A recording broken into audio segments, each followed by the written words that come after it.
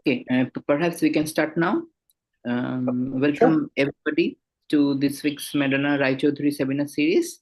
Today, our first speaker is Deepen Garg from Geneva, Switzerland, and he is going to talk about scalar perturbations from inflationary magnetogenesis. Alrighty. Hi everyone. I am Deepen Garg. I am here at Geneva, where I'm working with Ruth Durer and Stanislav Wilczynski on inflationary magnetogenesis. And our collaborators are from Münster, like Richard Eckerstein, Kai Schmitz, and Sasha Sobol. And today I wanted to talk about like scalar perturbations. And the overall layout of my talk is going to be like, first I'm going to talk about like why we are talking about magnetic fields and magnetogenesis and all of that. And then I'm going to talk about the general formalism that we have built, like the general model. And then I'm going to take a specific example of like axion like inflation and also like use that to compare with like the previous literature. And then I'm going to conclude. So let's get started. And so the question is like, why do we even need to consider magnetic fields? First of all, like they can be found on all scales. Like we have planetary fields like Earth's magnetic field around the order of like a Gauss. And then we have like, let's say stars like our sun, they have magnetic fields and then there are like fields like our Milky Way has fields as well. And there have been other galaxies, even at high redshift, like greater than 2. Galaxies have been found to have fields, and I'm going to talk about these galactic fields in a couple of slides. And people have now started finding like fields even in clusters, and there has been some experimental evidence that there are fields even in the voids of large-scale structure. And again, I'm going to talk about the void fields as well, because they're important to kind of talk about some cosmological magnetic fields. And because like we have these fields, so even just the fact that these exist, they could have all this impact on other cosmological and astrophysical phenomena. So for example, like when it comes to cosmology, like it could affect, let's say, gravitational wave spectra from early universe. It could affect sound horizon, which then connects to Hubble tension. It could affect the CMB perturbations, which is going to be the topic of my talk today. And then there is also like where would these fields come from? So for example, like galaxies have been found to have these fields of order 1 Gauss to 10 Gauss. And we know that plasma dynamos are important for these galactic fields. The plasma dynamos are these like plasma processes that amplify these magnetic fields, but they still need a seed field. Now, there is a lot of uncertainty in the dynamo theory. So when it comes to how much seed field we require for those micro-Gauss magnetic fields, there's a broad range. Like it could range from like 10 to the power minus 18 Gauss to 10 to the power minus 30 Gauss. And so let's say if you need only 10 to the power minus 30 Gauss, then there are like plasma effects, like battery effects that could produce those seed fields. But on the other hand, if you have something like 10 to the power minus 18 Gauss, then we don't really know how can we generate magnetic fields at those large coherent scales that would um, be required for galactic fields of like micro Gauss. So this is where like the redshift matters. Like how early do we find these micro Gauss? Because then you have like even less time to create these seed fields. So then it becomes even more kind of difficult to create these fields out of like astrophysical processes. And primordial fields could come to the rescue. Like you have these primordial fields coming from early universe, and they could act like the seed fields. And on the other hand, we had these fields in the voids. So the basic setup there, like why do people think that there might be fields in the voids? So we have these blazars, which are these active galactic nuclei with very high energy photons, like on the TeV scale, photons getting emitted. And these photons basically are they start creating these electron-positron pairs. So basically, these TeV photons get absorbed and they start generating these electron-positron pairs. And then these electron-positron pairs, they basically do inverse Compton scattering with the other background photons, and they kick them into like, I mean, these electron-positron pairs are still pretty high energetic. So they kick these other photons to like GeV scale. So in the end, what we expect that the original like TeV photons are going to get damped. The spectrum in that like TeV scale, it's going to get damped. And on the GeV scale, there will be some amplification. And when we look at the experimental data, we actually see that there is indeed this dampening in the TeV scale of the spectra, but we don't really see amplification in the GeV scale. And then the question like what happened there? And there are like two possibilities that are actively being researched on. There have been considered other possibilities have been considered, but these are the two ones that have kind of survived. So one is like magnetic fields in the voids. So let's say you have these electron-positron pairs, and if there are like background magnetic fields, these electron-positron pairs are going to get deflected because of the like Larmor motion, and then like the GeV photons that they're going to create are going to be not in the same line of sight. So like TeV photons, like we were going to get it here, but the GeV photon is just going to go in that direction. So we are not going to see the GeV photons. The other possibility could be plasma instability, which is the idea is that you have this electron-positron beam, and this beam is going to instigate some plasma instabilities in the background plasma. And those instabilities are going to uh, like extract energy from this beam before it has time to hit any other background photon. So then it will basically lose energy very quickly. And so it won't have time to create these GeV secondary emission. But I would like to say that it is heavily debated. There is still not consensus on what is relevance of plasma instability in this. Some people say it's very important, some people say it's not important. And and then there are some like new data regarding GRBs that could possibly hold the key. So we need more observations for sure. And so like I'm not going to touch this topic. It's a vast topic in itself.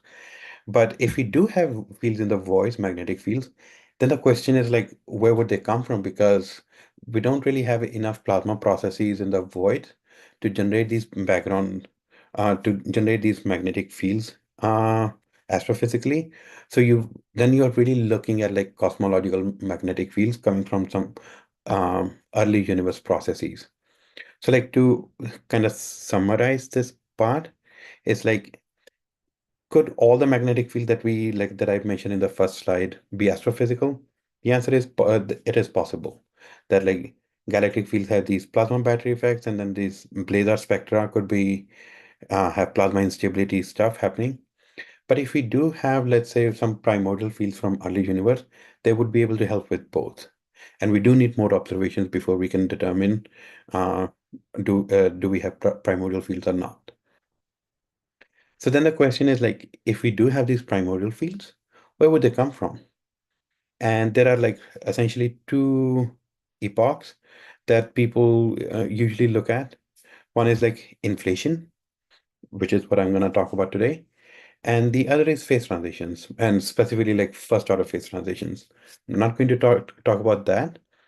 Um, for inflation, like the models, so there have been a lot of models kind of which have been considered. So basically, you need coupling of the gauge fields to something else. It could be inflaton, it could be Ricci scalar. It there are multiple things that have been considered in the last 20, 30 years. Uh, but if you are looking at slow roll, all the models boil down to this one, where let's say if phi is the scalar field, then phi could either couple with the electromagnetic field tensor, like the Lagrangian here through I1, or it could actually couple to FF tilde, where F tilde is a dual tensor, through I2. And I1 and I2 are generic for now. And the thing is, so there are 2 points here that I would like to make. One, this is specifically breaking the conformal invariance. Because like if you do not break in conformal invariance, then the gauge fields will never really feel the expansion of the universe. And then you don't have any dynamics, and it's just going to sit like it is in Minkowski metric, and you don't amplify any gauge fields beyond the vacuum conditions. So you need to break the conformal invariance. And in the generic case, when I'm not specifying I1 and I2, this could break this breaks spatial parity as well. And like if my phi is if my phi is like some axion like uh particle, then even I1 could break the spatial parity. Otherwise, this FF tilde will definitely break the spatial parity in the general case.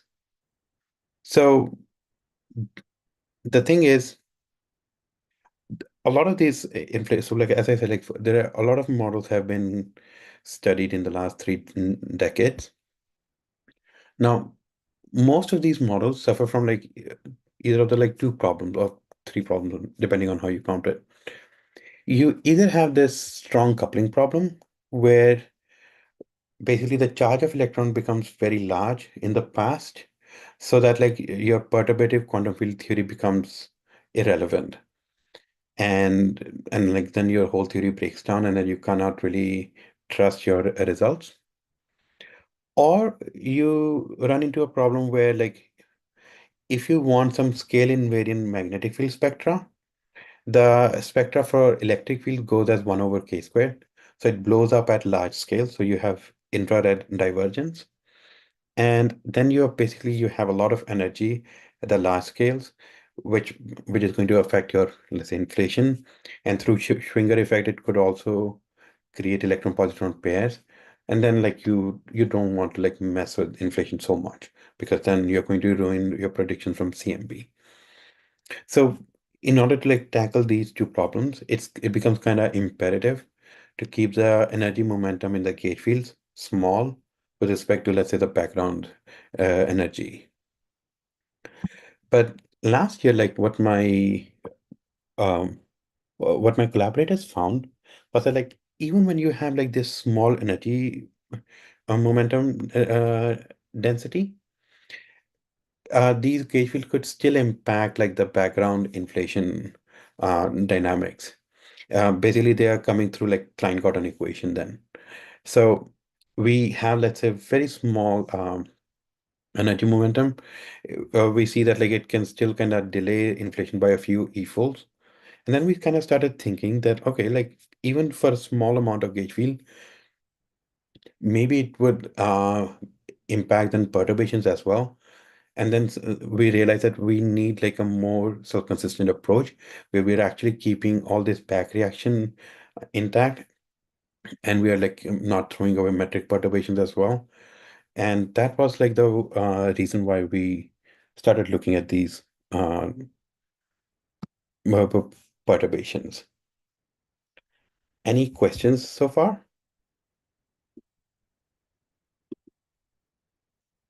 Okie dokie. So in my okay, sorry, yeah. In the general model, so essentially I have these three ingredients in the formalism. I have the gauge fields, the background inflaton field, and the perturbations. And I technically they all like interact with each other. So like there is all this back reaction and all, but we can actually simplify this picture a little bit. Let's say we say that we are not looking at the effect of the perturbations back on the background field, and we can say that the effect of perturbations on the gate field is going to be subdominant compared to the effect of the background field. Then we are looking at like this sort of background evolution, which is this model. And from that background evolution, we basically get these perturbations. Um, basically getting affected from both of these two things. And these background evolution will be governed by, like, let's say these equations. This is just Friedman equations and the Klein-Gordon equations. Here you have these background quantities of like electric field and magnetic field. And these background quantities of electric field and magnetic field will be governed by Maxwell's equations. Um, where I would like to point out that, so for example, if you look at the equation for E squared dash, dash is like the time derivative. On the right hand side, you have this E dot rho P. So if in order to get an equation for E dot rho P, you have to take the root of this equation, which will give you now then root squared. So essentially what you get is infinite cascade of equations where you always have one extra root on the right hand side. And then we can use like gradient expansion formalism to kind of truncate this series and like get some finite value and then solve these finite number of like ODEs. And then you just get like the whole background dynamics. And once you have the background dynamics, you can start looking at the perturbation. And these are the assumptions that like we kept, like we, for example, like we, for the rest of the talk, I'm going to assume like longitudinal gauge for the metric and Coulomb gauge for the gauge field. And I'm not going to talk about like vector and tensor perturbations, not because they're not there. Uh, they are like in principle there. We're just like not studying them. And in principle, they could be studied like separately. And I'm going to assume like slow roll and like Bunch-Davies initial conditions. And I have these metric perturbations like phi and psi, the scalar perturbations, as my small parameters. And the other small parameters are this perturbation in the field, like inflaton field, and also this linear in the energy momentum of the gauge field. So since the energy momentum is like bilinear in the gauge field, so you get this term which is going to be of the bilinear in gauge field, which we are going to assume as small as delta phi. And then actually what we find is that like when we're looking at electromagnetic perturbations, they come from like this energy momentum tensor, as I said. So they come in these specific combinations, but we are going to call them capital F, which are these source terms for these gauge field. And then what we find is like in this paper, like we derive this equation. I'm not putting the full equation here, like what this P, Q, and like over this M and D are. It's just kind of to show that like this is how the equation looks like, where you have this something on the left hand side. Zeta is the perturbation variable. And these are the source terms for the electromagnetic tensor. And actually, the zeta variable does get modified by electromagnetic perturbations. We have this F that comes into zeta variable. And we actually see that like if I have that background evolution, then I can kind of then I can assume that I know the source terms. And once if I know the source terms here, then I can just invert this equation like a differential equation using Green's functions method. And then just get the zeta variable like this, where this S is a source term, G is the Green's function for the homogeneous part.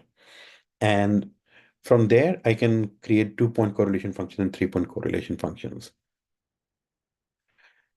Any questions so far? Yeah, at all points, you are accounting for the parity violating terms. Is that correct? I'm sorry? Are you taking into account the parity violating terms at all points? Yes, yes, yes.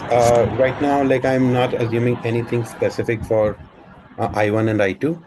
And yes, like I2, that term, I2 one with FF tilde, that could break the parity. Yes.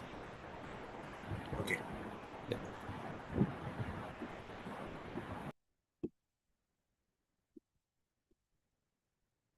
Any other questions? Alrighty. So now I'm going to take a specific case where I'm going to assume like axion inflation and no back reaction. Part of the reason why I want to do that is because I want to compare with previous literature and see that now that we're keeping all these metric perturbations and all, does that have any effect? And so the picture now looks a little simpler. Now this arrow's like only in one direction. So I'm basically assuming there is no back reaction of the gauge fields in the background. So I have this simple like slow roll inflation, which I'm going to assume like axion inflation. And then it is going to generate these gauge fields. And then they are going to have an impact on the perturbations.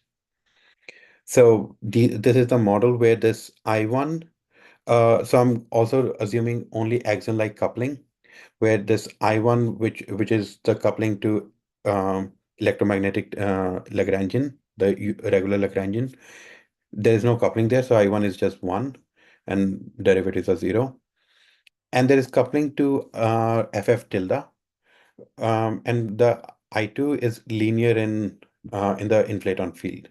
So if you have like an axion-like particle, you're basically you're not breaking any parity, because FF tilde has odd parity and this will have a odd parity as well. And then you get even parity. And I'm assuming no background, which is affecting the background inflation. So all these terms are 0. And my slow roll, because of slow roll, like I have this phi dot over h is constant and alpha over f is constant anyway. So then I'm like defining this new variable psi, which is going to come useful like in a few slides. And this is just a regular inflation. And what I find in this is that the equation simplifies significantly. So for example, the left-hand side becomes just this, where this z is a Mukhono-Sasaki variable. So this is just a usual inflation perturbation equation. So, and like we know the solution to the homogeneous part, which is in terms of Hankel functions. So I can get the Green's functions quite easily from this. So the equation looks like this, where all of these source terms, and at least I know like the coefficients, they look like this, like at least like I can put it all in one page, which is a pretty big win for me. So if I know these f like the source terms, then I have everything here. And as I mentioned that like gauge fields are now getting generated by background inflation.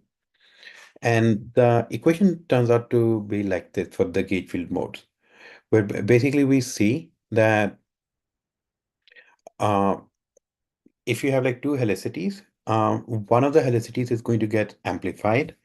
So in this graph, for example, these are the smaller length scales.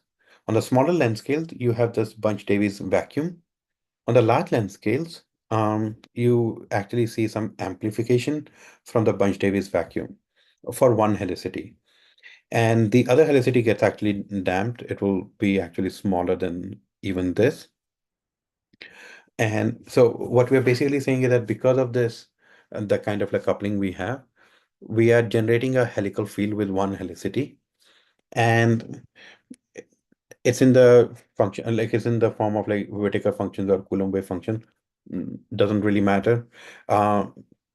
What matters is that at large length scales, you have some amplification.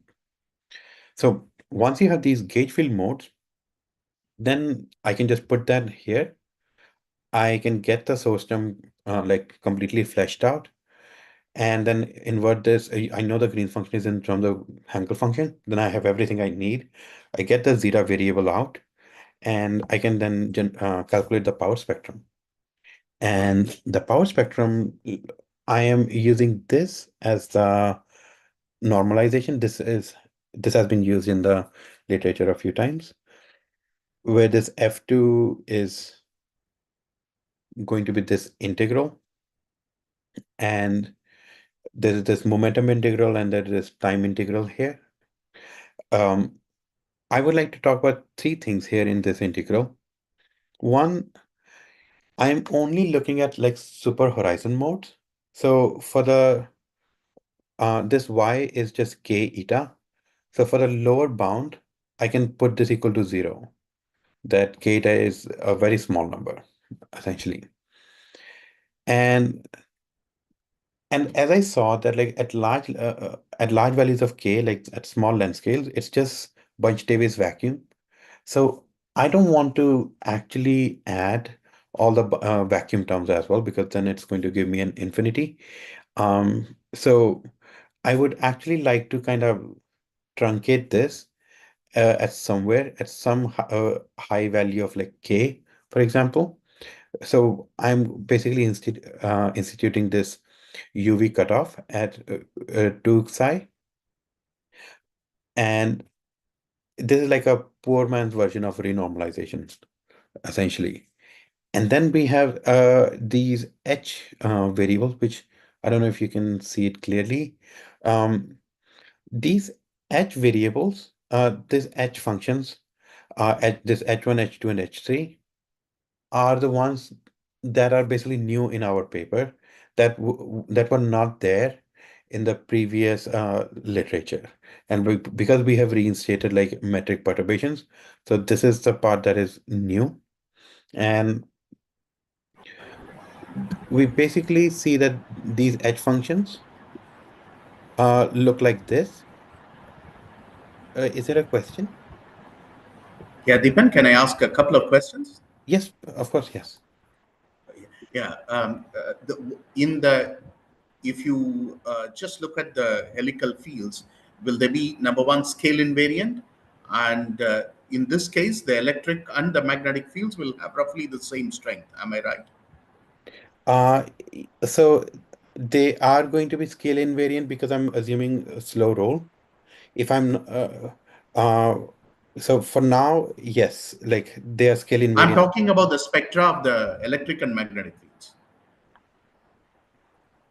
The spectra, it will have the same. Recall you mentioned in an earlier slide they will have a k minus 2 for the electric field and so on. Here, I'm assuming that the spectra of the electric and magnetic fields are both scale invariant, are they? Yeah, so they will be basically like the Bunch Davies spectra. Like do we have? Oh, sorry, no. It will be scale invariant. Sorry, yes, scale invariant, not For Bunch Davies. both the electric and magnetic fields. Yeah. Okay, Because like we are not adding any length scale here right now. Yeah, okay. yes. And therefore, the integrals will essentially be logarithmic, these integrals, This integral will be logarithmic, you're saying? because they will have roughly the same power on scales, all scales. I fail to see why would same Okay. power give me logarithmic integral Typically, here. you will integrate over the powers, okay, but that's probably a naive expectation. Okay, so I was just curious. Okay, Okay, please proceed. I will ask questions later, maybe. Okay, sure, yeah. thank you. Um, yeah, so these H functions, they look something like this. I would like to just point out something because it will be useful in a couple of slides that this lambda is the helicity. Um, we see that there are like these two multiplications like for p and p prime, where p prime is k minus p. But overall, the point is that like all for if I'm looking at only the positive polarization, then all of these functions have like p minus p prime dependence. This is going to come useful because in order to understand why some results are the way they are, this fact is going to be able to explain some of that. And then we actually see the results. And here we are like plotting the results for F2. We actually see that F2 has some kind of constant over psi to the power 6 dependency at large values of psi. So we multiply this F2 with psi 6. The main point of that this plot was to kind of compare with the previous literature. There is a paper by give me sorry. There is a paper from 10 years ago, which is there is this paper. I'm sorry about the noise. So there is this paper from 10 years ago. They have looked at these things specifically, and we actually see that the results are pretty similar to that paper, actually. And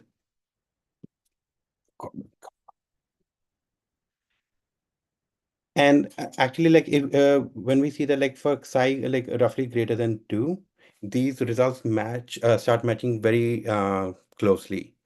And this was kind of not what we expected, because some of the terms when we look at them individually, they turn out to be like of the same order. And one thing that we actually found was that UV cutoff that I just mentioned, that at 2 psi, when we change like one order, that cutoff by one order, like so I divide it by like 3 or multiply by 3, the it has a lot of impact on the powers on the results like of the F2 here, by like a few orders of magnitude here, especially for small values of psi. So basically this what I mean here is that like then should that UV cutoff be at 2 psi or 2 psi divided by 3? So that could actually impact your answer a lot. So then the results become kind of not as useful for these small values of psi. And then you need to do like proper renormalization, which is not something we have done here. So that's like one thing that we kind of wanted to point out. And similarly, like when you start looking at other so this is like when you start looking at only like positive helicity, the results become like qualitatively the same. Like you have a very close um, relation with the previous studies, and there is a lot of impact of the UV cutoff. And so we were trying to understand like why. And but before I get to that, like for bispectrum, like this is a normalization for the bispectrum where we're looking at the 3-point correlation function, and we get pretty much the similar results like qualitatively, that there is a lot of dependence on the UV cutoff for small psi, and for large psi we see that there is almost no impact of these additional metric perturbations, and also um, this uncertainty because of UV cutoff also goes away. And when we look at like shape functions, it remains like close to equilateral. Again, like similar to what has already been done. There's like no surprises there. And so then we were kind of, oh, sorry, there's a question. Yeah, Deepan, it's me again, Sriram. Yeah. Hi. So the shape of the spectrum, you had an analytical expression a couple of slides back for the complete power spectrum, even a couple of Yes. slides earlier. Now, we assume slow roll inflation. Now, Yeah. here you are the scalar perturbation induced by the electromagnetic fields significantly larger than what is induced during inflation or smaller? It will depend on the value of xi, I presume, and what will be their shape. I am sorry. Could you please repeat the question? I'm really sorry. Yeah. Okay, not a problem. Uh, what is the shape of the scalar power spectrum, and What what is is its amplitude? the scalar power spectrum? Um, so, okay, yeah. So it's actually the scalar power spectrum has its exponential dependence here. There is the scale dependence remains the same. It is scale invariant. Scale Xi is invariant, just a yeah. constant. It just amplified overall. There is no k dependent effect. Yeah. Okay. And Okay. yeah. And I understand. and the thing is like this 4 pi psi. So like again, like we are just looking at F2 because like we wanted to compare the impact of the metric perturbations only. But actually what you really want to do is take this graph, divide it by psi to the power 6, and multiply it to e to the power 4 pi psi. And then you will get a very different graph, which will look more closer to the power spectrum itself. And but it then, because of that 4 pi psi factor, all of these features are going to become non-important in a way. And Okay. yeah, so we wanted to kind of highlight those differences here. I understand. Thank you. Um, so the question has been like why do we find like such low contribution? And this is kind of like this is we don't really have a solid physical answer just yet. Like we have some idea that it might be happening because of this sort of uh, reason, but I would be very happy to have, like, if somebody has any idea, super happy to hear them out. Um, Basically, what we are realizing that because all these H functions that we saw, they all had this dependence P minus P prime. And so like for small psi, what happens is that you get a lot of overlap between this P and P prime. And so when you multiply these two like mode functions, you get some like non-zero number. But like when psi is large, then you just don't get enough like overlap of P and P prime. And it's a like a mathematical sort of answer, like why is it happening mathematically? We don't necessarily have, as I said, like a physical answer. But as I said, like when you're looking at small psi, even though you have more impact of these metric perturbations, but the results are very sensitive to UV cutoff. And there is another issue that we have kind of struggled with is that how do we interpret the negative helicity there? Because as I said, negative helicity gets damped from like sine theta cos theta essentially. So is that like negative energy density? And like how do I do so you really need proper renormalization there to talk about like results at small psi value. And then that will change a lot of this picture probably. Um, so, and the other thing is that right now, this we took this example like not necessarily because our original motivation was that like back reaction could be important. So I this in this like example, we didn't even consider back reaction. So our initial motivation still kind of remains valid that back reaction could change all these results. Uh, we took this example to kind of just compare it with the previous literature. But like once we include back reaction, it will change those HN functions. It won't be just P minus P prime anymore.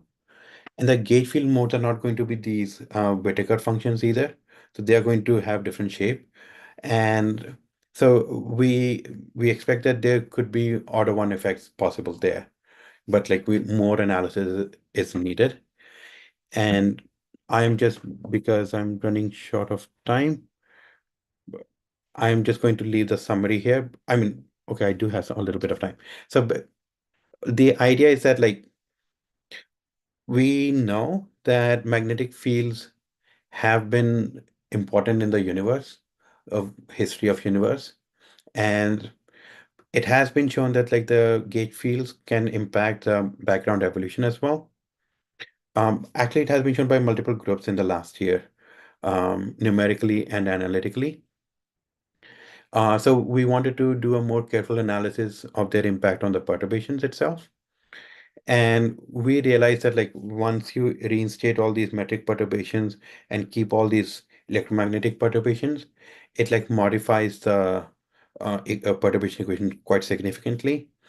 When we took this case, the specific case of no back reaction and axial-like coupling, we saw that there was not any significant impact of all any of these additional terms.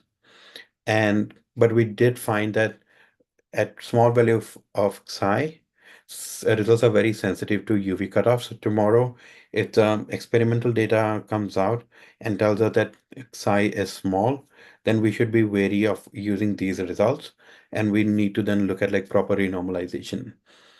And if but we expect that like once we keep the back reaction, which is something that we are working on right now, that could yield order one effects, and that is like hopefully I should be able to present those results soon. Thank you. Thank you for the nice talk. Now we have time for question answer. Any question from the audience, please unmute yourself and ask.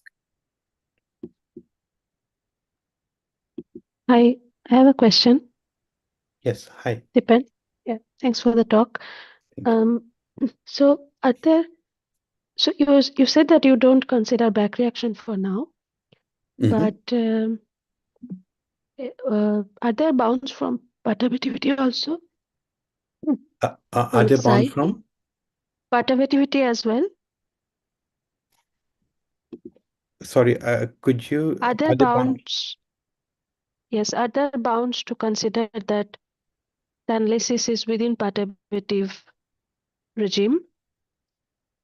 Oh, So like, are there like bounds that bounds on psi. I think back from? reaction also gives bounds on psi, right? So Yeah, so there are like bound on psi. Like I know some bound from experimental data.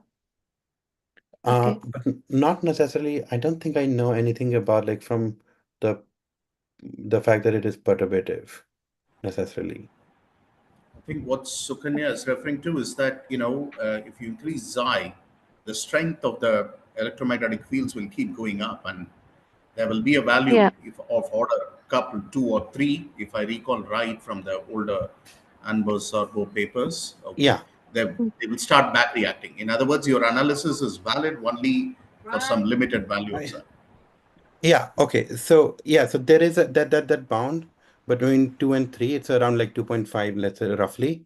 Yeah, it's coming from this bispectrum, like because these fields create non-Gaussianity, and looking at the non-Gaussianity in CMB, we have an upper bound that like psi cannot, if you have let's say psi equal to 4, then it will generate too much non-Gaussianity. Yeah, that's from observation, but I think also from theory, because if you Yeah. calculate corrections on the power spectrum, there can be bounds on psi. So, but I think Oh, it's a bit more relaxed than the observed bound, like bound from the non-Gaussianity observation. I But see. yeah, I mean, yes, maybe that will be. And And also, you mentioned that you don't consider, so you only look at the scalar power spectrum now for yeah, inflation. yeah, If you look at power spectrum, do you expect any effects? Because mm, I don't know. definitely. Do the gauge fields, yeah, coupling to tensor, yeah. Yeah, absolutely. I don't know what kind of impact that would look like. Like, I haven't really studied it myself, but like definitely, there are people who have looked at like gravitational waves from like let's say phase transitions, and the presence of magnetic field can impact that. So, for example, like for gravitational wave equation, like magnetic fields can act as a source term as well. Um, Yeah. so it will definitely have impact on tensor perturbations. Yes. Okay. I mean, do you expect it to be La uh, yes at CMA? n- Not, I mean, considering the fact that we haven't really even seen tensor perturbations really that much, like, I'm not sure, to be honest. Like, Okay, we no, just wanted, because it becomes, yeah, I'm not sure, I would say. Like, I don't want to commit to anything, okay. but Okay, yes, okay, no worries. Thanks. righty. Um, any other questions, please?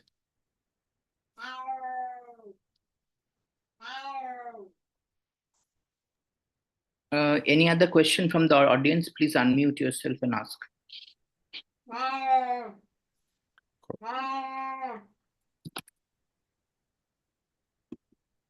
Sorry about my cat here. He thinks it's time to get up, and he's very active right now. So one small curiosity that I have is that so all the calculations that you show, this is at the linear level. Sorry, this is just the first order, right? So do you Yeah. also expect some second order effects like these vector fields inducing second order perturbation scalars or tensors? Maybe. Yeah. Yeah. This is there will be some of that, yes. We are not like studying them here because like we are expecting results on in the first order itself. but they will be like, yeah. And then in the second order, then things become like intertwined. Then you cannot really necessarily say that scalar vector tensor are like independent anyway. And then like that's a whole new like analysis, which we are not doing. Like because it is linear, that's why we are able to kind of separate these things anyway. I see. Thank you. And any other question from the audience?